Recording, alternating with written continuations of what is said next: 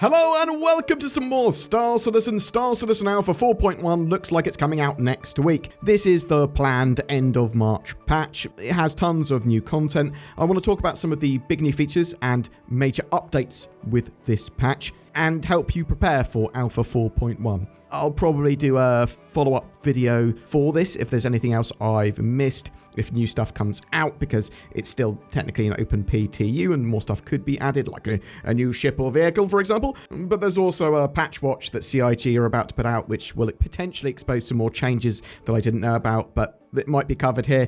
There's no planned wipe with this patch. In fact, CIG have said that more stuff should carry over. So this includes contested zone stuff like keycards this time. That should carry over. So your Alpha USC, your ships, your items, all that sort of stuff. They will still wipe if necessary, but it's unlikely. I would say as well, try not to have any refinery jobs running next week because this stuff doesn't carry over, or almost certainly won't, along with things like consumables like meds. If you've just obtained a big reward like a cool new ship or something that you've got through whatever means, executive hangar or whatever, make sure that you have stored it so that there is an actual record of that ship on your account effectively, so that it is more likely to carry over. Fight for Pyro and the Supply or Die event are going to be ending. Now these have exclusive rewards, so if you want to get those rewards, then do those missions within the next few days if you can. Assume that this patch is going to be releasing Wednesday or Thursday next week, and those rewards are typically going to be one and done. There is one chance to get them attributed to your account. There might be other ways of getting them through players and stuff in-game in the future. Actually, let's talk about that. Item recovery tier 0 is probably the most major change in this patch. So you are going to spawn with your equipped items, armor, and weapon when you respawn. So you respawn, you've got your weapon still, you've got your armor on still, but you're not going to have the items in your backpack and inventory and pockets. The equipped items that you respawned with as well can't be looted from your body. They're sort of fused to your body. It's worth noting that this is the initial implementation though, and you should be able to loot ammo and stuff like that. So tier 1 and tier 2 implementations, which are going to be coming in the future at some point, they don't have a time frame. That could be next month, it could be in 6, it could be in a year. This will allow the looting of all items, but also you can insure some. So you can insure an item, and when you claim that back, it will brick the item when it's claimed. So someone that's taken it off your body or whatever, oh, now it's stopped working because you've claimed it back or whatever. They're still going to be able to sell that, but they won't be able to use it. And then with tier 2, you'll actually be able to get that item working again. So obviously there's a variety of issues with tier 0 implementation for item recovery. Some people are going to say it's going to damage PvP, and to an extent it will, at least the looting element of it. Also tier 0 potentially lets you Zerg, because you can kind of respawn, at least at time of recording, from a vehicle med bed with your gear and get straight back into the fight.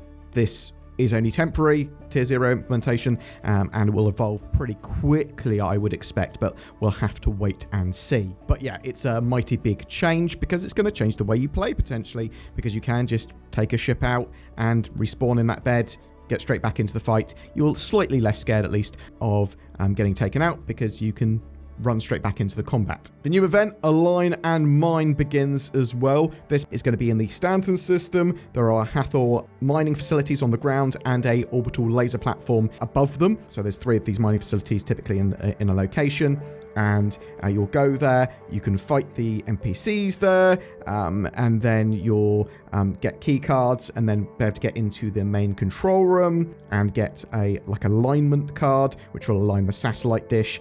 You also get batteries or whatever that you can take up to the orbital mining laser. And eventually, when you've aligned these 3 facilities, you'll be able to open up the caves nearby with the mining laser.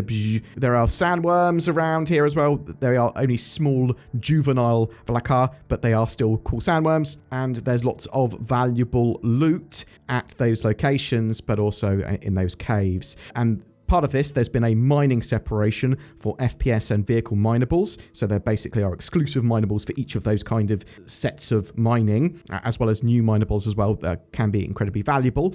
Some of those new materials can be found in the caves that you open up. There's also the Banu Collector. Banu Emporium sort of popping up. The Banu Collector is basically this guy called Wickalow. You go to his Emporium, and they now have armistice zones around them as well. You can get loads of different mission rewards for doing his missions that he wants you to do, from kind of exclusive FPS gear, ships with military loadouts, lots of different ships, big ships as well, all the way up to something like a Polaris, which is quite an extensive mission set to get, but you can get it in-game and not even have to purchase it in in-game shops. You can get it through doing missions. Effectively, it's kind of crafting, but it's not. It's an orienteering mission. We've got to bring lots of loot, but Wickalow is the first Banu in-game, and you can see him on comms. You can see his hologram. The Banu Emporium, the sort of trade hub there, is pretty cool as well. There's like a museum or just cool collection of stuff that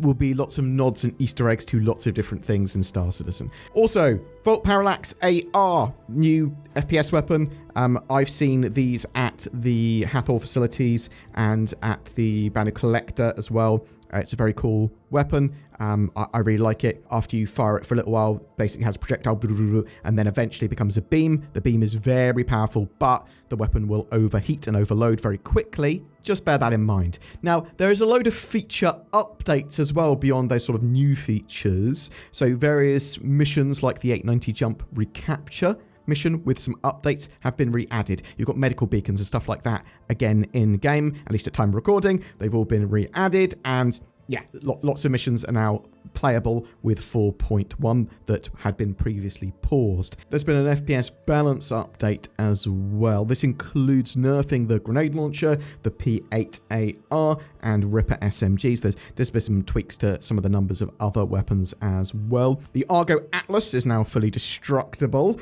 so that's good. There's been some character face updates with like skin and eye shaders. There's been NPC loadout changes. Civilians have pistols to defend themselves with. There's been voice line updates and dynamic sort of voice line updates. There's been a loot pass for bodies and loot containers, sort of stuff that you can find in them. Makes more sense for the world, but they've updated the loot pool in general.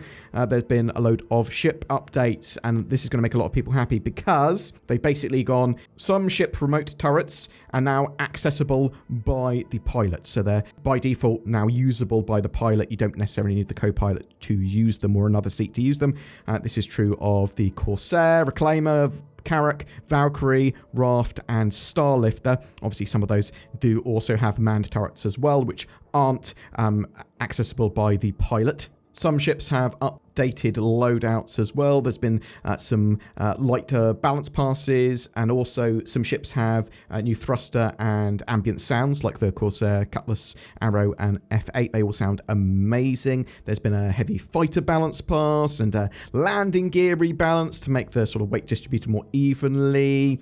The Caterpillar now has functional elevator or cargo doors, which is fantastic. That ship is kind of operating as intended for the most part. There's been a ramming and physics update, so mass and speed are now calculated in collisions. So small ships hitting big ships, that acts a lot more realistically now, and there's not going to be so much of a problem with larger ships getting totaled by getting clipped by a small ship. The Argo CSV, at least the SM, the Crusader Intrepid, the Anvil Terrapin Medic, the Murai Pulse LX, and the RSI Lynx have all been added to in-game shops, which is fantastic to see. Elevators and transit should be a lot more stable with the patch as well. And yeah, I think that's the main stuff with the patch. I am absolutely loving 4.1. At time of recording, they're trying to solve the remainder of the known issues. They're trying to get some more polish in there. They're trying to make sure that a 30k issue, sort of the BW in, the bandwidth in issue, is solved with the servers But yeah, there's a load of stuff with that patch. There might be some more bits and bobs. If you've spotted any more major updates, chuck it in the comments below. We will be doing a follow-up video to this if necessary or if new information comes out. I mean, I love talking about Star Citizen. You'll see at least a Star Citizen video every day. That's the goal of the channel, because we want to talk about Star Citizen, or at least I do. Tell me what you're thinking of Alpha 4.1 at the moment. Will they get it out by the end of March to live? What are your thoughts on that Align and Mine event and the new sandworm stuff? This is obviously leading to big sandworms eventually. Every month we have a ship giveaway, and for this month of March we are giving away a Super Hornet Mark II with Heartseeker kit, kindly given to us by CIG. Also comes with a lifetime insurance and a game package. All you need to do to be in for a chance of winning that is comment on any of my videos made during March. Also, maybe you want to get yourself some NordVPN, nordvpn.com/BoredGamer. Use the links down below. Big discounts on that. I love NordVPN because it gives me better accessibilities, privacies, and securities on the interwebs. Toby Eye Tracker, there's a sale on those at the moment if you want some high precision head and eye tracking in Star Citizen and a load of other games as well. Check that out in the links below. And if you want to further support the channel, there's the join button. You can like, share, subscribe, all that good stuff. Thank you so much for watching. I would love to hear from you in the comments below. Hope you have a great March, and I'll see you in the verse.